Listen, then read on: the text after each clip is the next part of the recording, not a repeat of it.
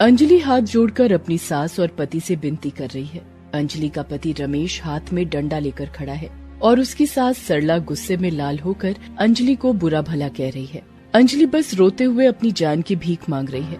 मत मारिए मुझे, मत मारिए, छोड़ दीजिए मुझे। छोड़ दूं? अरे कल मुही, शादी से पहले तेरे बाप ने 20 लाख दहेज में देने का वादा किया था। अभी तक सिर्फ 12 लाख आए हैं।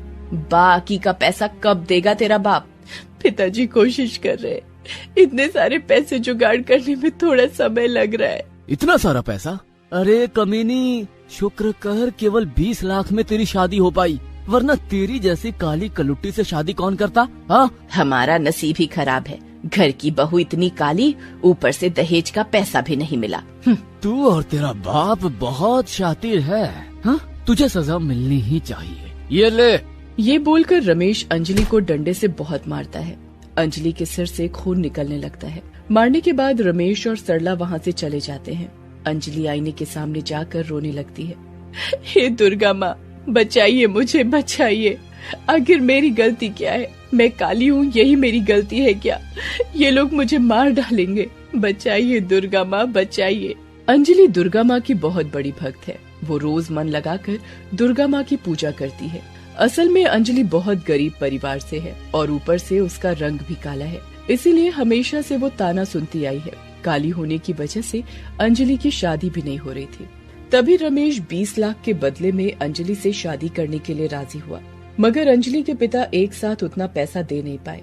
दहेज की पूरी रकम न मिलने की वजह से रमेश और सरला हर रोज अंजलि के ऊपर अत्याचार करते हैं और उसके काले रंग को लेकर ताना मारते रहते हैं। आज भी अंजलि के साथ कुछ ऐसा ही हुआ। ऑफिस से लौटकर रमेश अंजलि को बुरा भला कहने लग गया और फिर मारने लगा।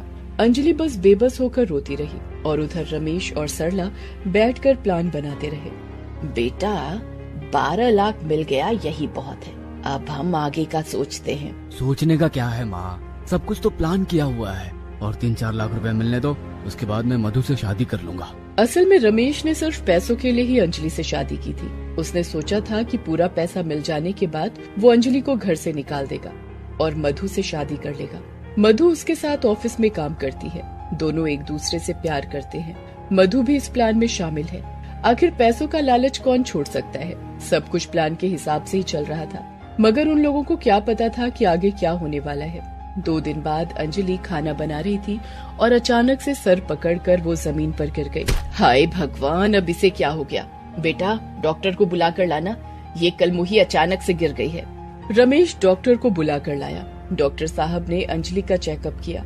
इसके बाद अंजलि का कुछ टेस्ट किया गया और उससे पता चला कि अंजलि माँ बनने वाली है। मुबारक हो, आप माँ बनने वाली है। अंजलि खुशी से रो पड़ी। सच? आप सच बोल रहे हैं डॉक्टर साहब? हाँ, सच, आप माँ बनने वाली हैं। हे दुर्गा माँ, आपका लाख लाख शुक्र है। सुन रहे हैं, आप पिता बनने वाले हैं। हाँ, इसमें इतना खुश होने वाली क्या बात है? रमेश बिल्कुल भी खुश नहीं है, सरला भी नहीं। वो दोनों गहरी सोच में पड़ गए। हाय भगवान, ये क्या हो गया? ये तो बहुत बड़ी गड़बड़ हो गई। अरे माँ, आप चिंता क्यों कर रही हैं? वो पेट से है तो क्या हुआ? हमारा प्लान फेल थोड़ी होगा। हम तो प्लान के हिसाब से ही चलेंगे। मगर रमेश प्लान के हिसाब से नहीं चल पाया।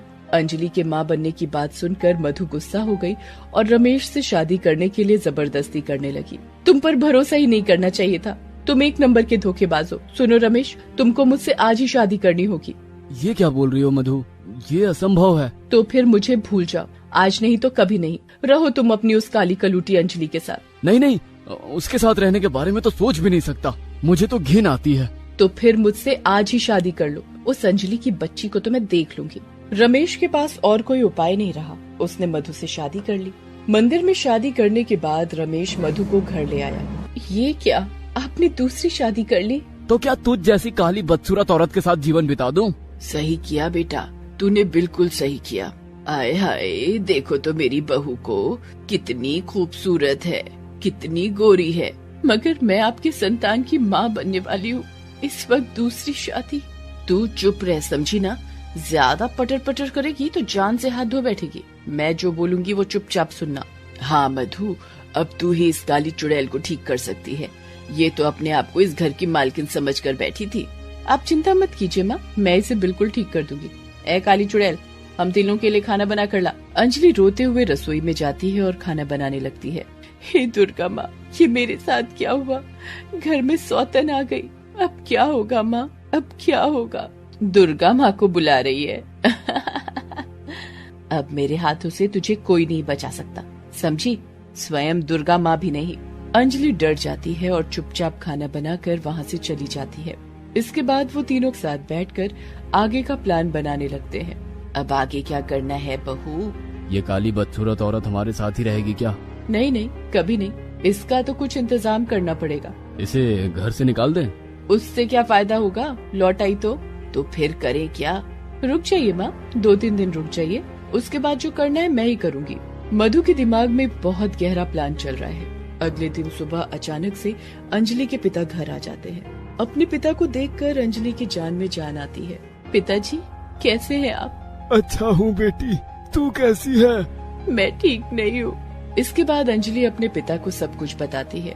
ये सब सुनकर अंजलि के पिता कहते हैं, अरे कोई बात नहीं बेटी, हर घर में ऐसा होता ही रहता है, और शादी के बाद एक लड़की का असली घर तो ससुराल होता है। अगर अब तू यहाँ से वापस घर चली आएगी तो लोग क्या कहेंगे? और इतनी मुश्किल से तेरी शादी हुई है, इसके बाद और कौन तुझसे शादी करेगा? अपने पिता की बात सुनकर अंजलि चुप हो गई। सब कुछ सुनने के बाद वो ऐसा कैसे बोल सकते हैं?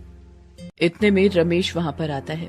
अरे क्या बात है, आप क्यों आए हैं यहाँ? बाकी का पैसे देने आया हूँ दामाद जी, ये लो। ओ पैसा, हाँ हाँ दीजिए दीजिए। अंजलि के पिता रमेश को बाकी का पैसा दे देते हैं। रमेश पैसे लेकर चला जाता है। बेटी तू चिंता मत कर, पैसे मिल गए ना, अब वो कुछ भी नहीं करेंगे। ये बोलकर अंजलि के पिता भी वहाँ से चले जाते हैं, मगर उन्हें क्या पता कि तीनों मिलकर अभी क्या करने वाले हैं। वाह वाह, सारा पैसा मिल गया, अब उसका क्या करना है? देखिए माँ जी, अगर हम उसे जिंदा रखेंगे तो बाद में कभी भी कुछ भी हो सकता है। उसकी संतान वापस आकर अपना हिस्सा मांग सकती है। तो क्या उसे जान से मार दें? हाँ, ना रहेगा बांस, ना बजेगी बांसुरी। हाँ तुम बिल्कुल सही कह रही हो मधु। मेरे पास एक जहर है, पानी के साथ मिलाकर उस काली अंजलि को पिला देते हैं। मधु एक जहर की शीशी निकालती है और पानी में मिलाती है। फिर तीनों मिलकर अंजलि के पास जाते हैं। ए अंजलि, बहुत काम कर रही है तू, थक गई होगी, एक गिलास पानी पी ले। हाँ पी ले। अंजलि को शक होता है, सभी मिलकर ये पानी क्यों पिलाना चाहते हैं। वो पानी पीने से मना कर देती है। नहीं, मैं नहीं पीऊंगी। नहीं पिएगी? तेरा बाप भी पिएगा कल मुही। ये बोलकर रमेश वो ग्लास अपने हाथ में लेता है और जबरदस्ती अंजलि को पिलाने की कोशिश करता है। छोड़ दीजिए, इस बच्चे की खातिर तो छोड़ दीजिए। दुर्गा माँ मुझे बचाइए। चुप, तुझे ये पानी पीना ही पड़ेगा। रमेश जबरदस्ती अंजलि को पानी पिला देता है। जहर वाला पानी पीते ही अंजलि जमीन पर गिर जाती है और उसके मुंह से झाग निकलने लगता है। अंजलि, काली भूतनी कहेगी, अब तेरा खेल खत्म। वो तीनों खुशी मना ही रहे थे कि इतने में एक चमत्कार हो जाता है। अंजलि के पेट में से एक रोशनी निकलती है और उस रोशनी से दुर्गा माँ प्रकट होती है। सभी चौंक जाते हैं। अरे ये क्या हो रहा है? मैं दुर्गा माँ हूँ। अंजलि मेरी बहुत बड़ी भक्त है, इसीलिए उसे बचाने के लिए मैंने उसके पेट में बच्चा बनकर स्थान लिया था। आज तुम लोग हिंसा की चरम सीमा पार कर चुके हो, इसीलिए आज तुम लोगों को सजा मिलेगी। हे दुर्गा माँ, हमें माफ कर दीजिए, हमसे गलती हो गई, मुझे भी माफ कर दीजिए। मुझे भी। इस गलती की माफी नहीं मिल सकती। जो जहर तुम लोगों ने अंजलि को दिया है, वही जहर अंजलि के शरीर से निकलकर तुम लोगों के शरीर में प्रवेश करेगा। ये बोलते ही अंजलि के शरीर से जहर निकलकर उन तीनों के शरीर में घुस जाता है। वो तीनों जहर की वजह से तड़पने लगे। बचाओ बचाओ, आह मर गई, उन तीनों की मौत हो गई और तीनों का शरीर हमेशा के लिए अदृश्य हो गया। अंजलि को प्राण वापस मिला और वो उठकर खड़ी हो गई। प्रणाम दुर्गा माँ, आपने मेरी जान बचाई। तेरा दिल साफ है और साफ दिल से अगर कोई मुझे बुलाता है तो मैं उसकी पुकार जरूर सुनती हूँ। तेरे सारे दुख आज से खत्म हो जाएंगे, तथास्तु। ये बोलकर दुर्गा माँ अदृश्य हो जाती है और अंजलि काली से गोरी हो जाती है। इसके बाद अंजलि खुशी खुशी अपना जीवन बिता देती है। दोस्तों, आप हमारे चैनल को जरूर सब्सक्राइब करें